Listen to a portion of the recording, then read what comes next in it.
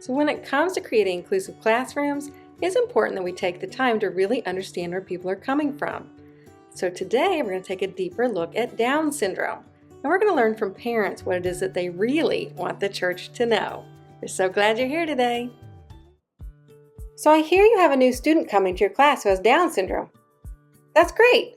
So do you know all about Down syndrome? You do? Do you?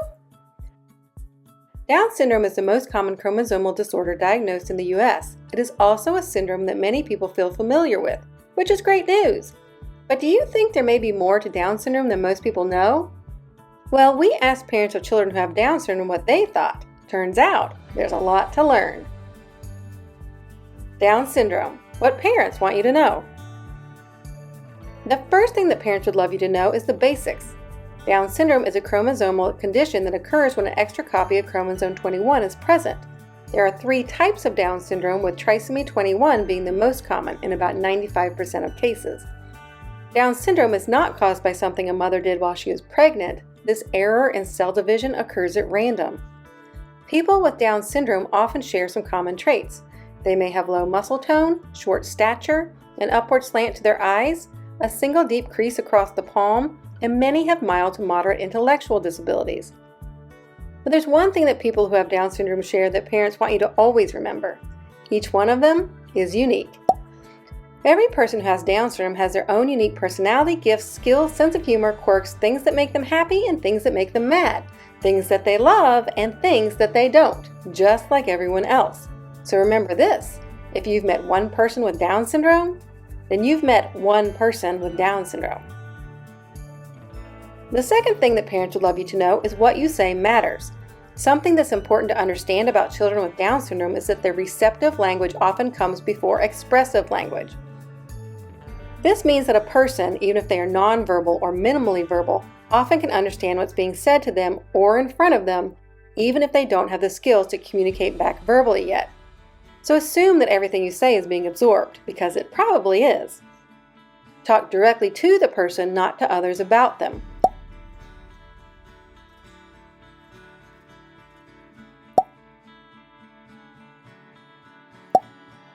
Engage with them and pay attention to nonverbal cues to better understand how they might be responding.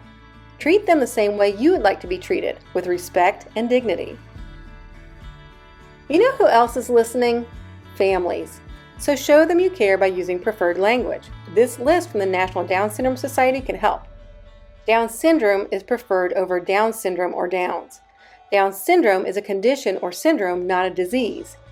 Use people-first language. Say, a child who has Down syndrome. Don't say, a Down syndrome child.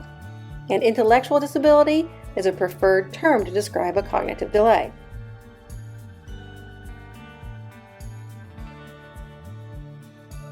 The third thing to remember is that families may be dealing with more than meets the eye.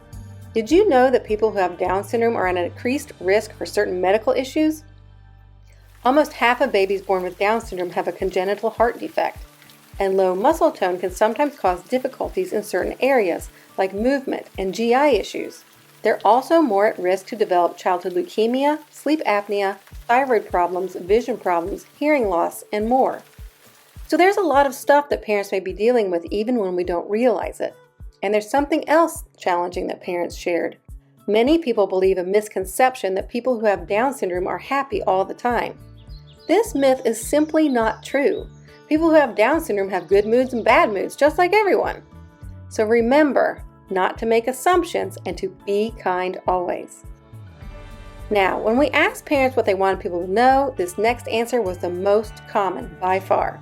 Treat their children like their peers. This means include their kids and do not underestimate them. Have high expectations. Expect that support and accommodations may be required, but inclusion matters because children who have Down syndrome love being part of the class, just like their peers. Expect God to use the gifts and talents He gave them in the same way He uses the gifts and talents He gave their peers. Expect that sometimes your curriculum will need to be adapted, but when a lesson connects, spiritual growth will happen in the most exciting ways. Expect that some days a child may spread cheer wherever they go, and other days they may need to have behavioral boundaries set, just like everyone else in the class.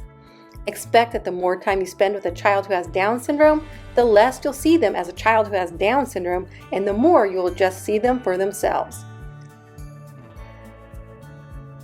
Expect great things. Thanks, parents! I feel like I learned a lot, but there's one more thing before you go. One more thing that parents want you to know is that raising a child who has Down syndrome is filled with joy, and it is filled with challenges too.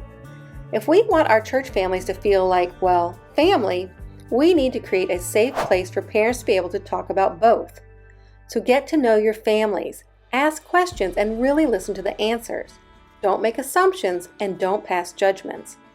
Understand that the most important part of a family who has a child with Down syndrome is that they are part of your family too. Thanks for joining us today. See you next time.